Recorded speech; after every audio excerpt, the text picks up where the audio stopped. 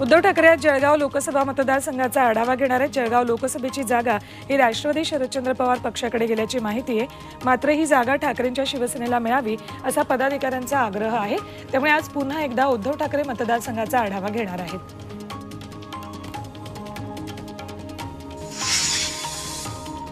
भाजप आमदार आणि खासदारांची आज महत्त्वाची बैठक होणार आहे। संध्याकाळी फडणवीस आणि बावनकुळेंच्या उपस्थितीत ऑनलाईन बैठक होईल। लोकसभा निवडणुकीपूर्वी भाजपच्या बैठकीला महत्त्व आहे। लोकसभा निवडणुकीच्या जागा वाटपाचा फॉर्म्युला अजून ठरलेला नाही। या बैठकीत प्रचाराच्या रणनीतीबाबत फडणवीस मार्गदर्शन करणार आहेत। पंतप्रधान नरेंद्र मोदी आज आसाम दौऱ्यावर आहेत। या दौऱ्यादरम्यान ते सकाळीच काझीरंगा पार्क या ठिकाणी गेले। काझीरंगातील व्याघ्र प्रकल्पात त्यांनी हत्तीवरून जंगल सफारीचा आनंद घेतला। केंद्रीय गृहमंत्री आज पाटण्यात जाणार आहेत। पाटण्यामध्ये ते स्वर्गीय कैलाशपती मिश्र यांच्या प्रतिमेचं अनावरण करणार आहेत। तसंच कृषी अनुसंधान केंद्र अटारीत ते 2 एकर जागेवर तयार झालेल्या कैलाशपती मिश्र पार्कलाही भेट देणार आहेत। त्यानंतर पालीगंजला जाऊन एका सामाजिक संमेलनाला ते संबोधित करणार आहेत।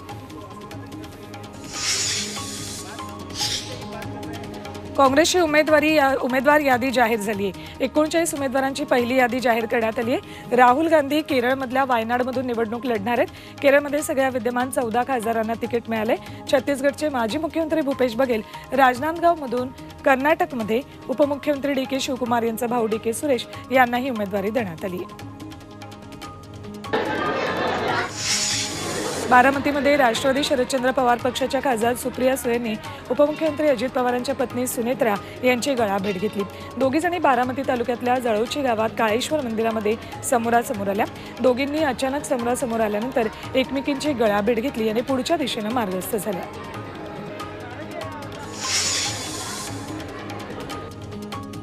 शांतगिरी महाराज आज राज ठाकरेंची भेट घेणार आहेत। नाशिक लोकसभा मतदारसंघासाठी उमेदवारांमध्ये मोठ्या प्रमाणात चुरस निर्माण झाली आहे। महंत कंठानंद आणि महंत शांतगिरी या 2 महंतांचा नाशिक मतदारसंघात बोलबाला आहे। दरम्यान शांतगिरी महाराज मतदारसंघाबाबत राज ठाकरेंशी चर्चा करणार आहेत। महाविकास आघाडीत जागा वाटपाचा तिढा अजून सुटलेला नसताना उद्धव ठाकरेंच्या शिवसेनेनं रायगडमध्ये प्रचाराला सुरुवात केली। भाजपपासून दूर असलेली मुस्लिम मतं आपल्याकडे वळवण्यासाठी प्रयत्न सुरू केलेत। यासाठी तटकरेंचा बालेकिल्ला असलेल्या श्रीवर्धनमधून ठाकरेंच्या पक्षानं मोहल्ला संपर्क अभियान सुरू केले। लोकसभेची उमेदवारी जाहीर होण्याआधी शिक्षण मंत्री केसरकर यांनी किरण सामंत यांचा उल्लेख उमेदवार असा केला। कुणकेश्वर चरणी दीपक केसरकर नतमस्तक झाले, त्यावेळी सामंतही त्यांच्या सोबत होते। यावेळी उमेदवार समोरच आहे असं सूचक विधानही केसरकर यांनी केलं। ते जाहीर होईल, तुमच्या समोर उमेदवार आहेत, आता कोणाला उद्योगमंत्री उदय सामंत यांनी नाव न घेता उद्धव ठाकरेंवर मोठा आरोप केलाय। जामनगरच्या लग्नात काही लोक अंबानींच्या नाही तर अदानींच्या विमानानं लँड झाली असा टोला त्यांनी ठाकरेंना नाव न घेता लगावलाय। सामंतांच्या दाव्यामुळे चर्चा न मुख्यमंत्री एकनाथ शिंदेने कोल्हापुरातल्या पुराचा दाखला देत माजी मुख्यमंत्री उद्धव ठाकरेंना नाव न घेता टोला लगावलाय। कोल्हापूरच्या पुरात जनावरांना वरच्या मजल्यावर नेणारे कुठे आणि 26 जुलैच्या मुंबईच्या महापुरात वडिलांना सोडून 5 स्टार हॉटेलात राहणारे कुठे असा टोला त्यांनी नाव न घेता ठाकरेंना लगावला।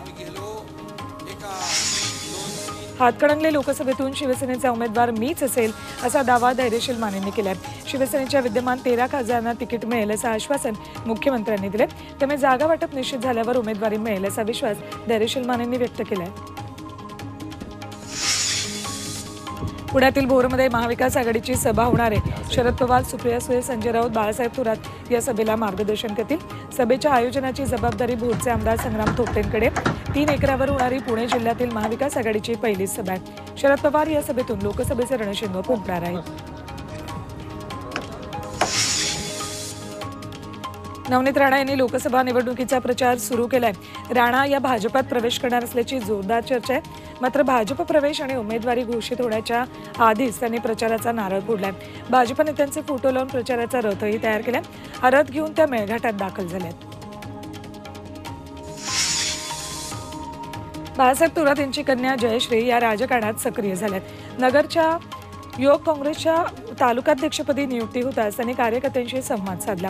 बाळासाहेब थोरात यांना मुख्यमंत्री बनवण्यासाठी काम करतोय अशी प्रतिक्रिया त्यांनी दिली। अंधेरीच्या गोखले पुलासंदर्भात आदित्य ठाकरेंनी राज्यपाल रमेश बैसेंना पत्र लिहिले.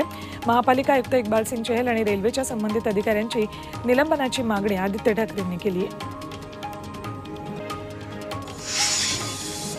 ज्येष्ठ समाजसेविका सुधा मूर्तींना राज्यसभेच्या खासदारपदी नियुक्त करण्यात आले. राष्ट्रपती नियुक्त म्हणून सुधा मूर्तींचा खासदारकीत समावेश करण्यात आला. नारी शक्तीचा सन्मान झाल्याचं यावेळी पंतप्रधान नरेंद्र मोदी यांनी ट्विट करत सुधा मूर्तींचं अभिनंदन केलं. निवृत्त विशेष पोलीस महानिरीक्षक मकरंद रानडे यांची राज्य माहिती आयुक्तपदी नियुक्ती केली आहे. पोलीस महानिरीक्षक पदासह त्यांनी राज्यातील अमरावती, पिंपरी चिंचवड, मुंबईसारख्या प्रमुख शहरांमध्ये काम केले. पुण्यात पोलीस उपायुक्त तर पिंपरी चिंचवडमध्ये सहाय्यक आयुक्तपदी ते कार्यरत होते. ठाणे शहरातही ते अप्पर पोलीस आयुक्त होते. नवी मुंबईमधील काँग्रेसचे माजी नगरसेवक संतोष शेट्टी यांच्या पत्नीनं भाजपमध्ये प्रवेश केलाय.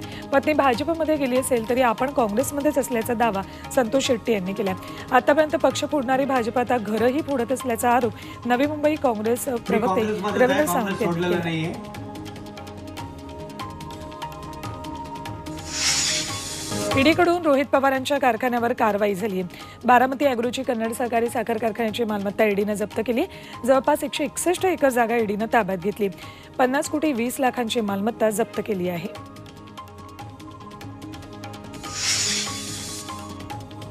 रोहित पवारांच्या कारखान्यावर कारवाई करण्यात आल्यानंतर त्यांनी ट्विट केले. माझ्या कंपनीवर ईडीनं केलेल्या कारवाईचं ट्विट वाचलं आणि विचार आला, आता भाजपमध्ये जायला पाहिजे का? पण भाजपनं लक्षात ठेवावं, झुकणारे आणि रडणारे गेले, आता फक्त लढणारे शिल्लक आहेत आणि आम्ही अखेरपर्यंत लढू आणि जिंकू, असं त्यांनी म्हटलंय.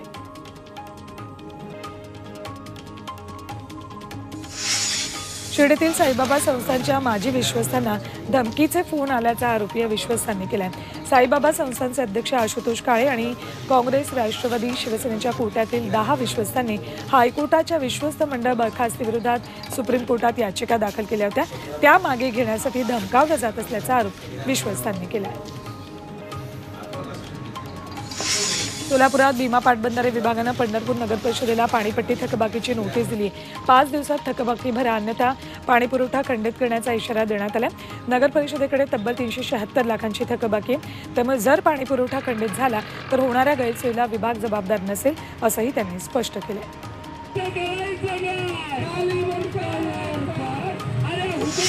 हिंगोलीत मतदान प्रक्रियेतून ईव्हीएम हटवण्याच्या मागणीसाठी महाविकास आघाडीनं जिल्हाधिकारी कार्यालयावर भव्य मोर्चा काढला.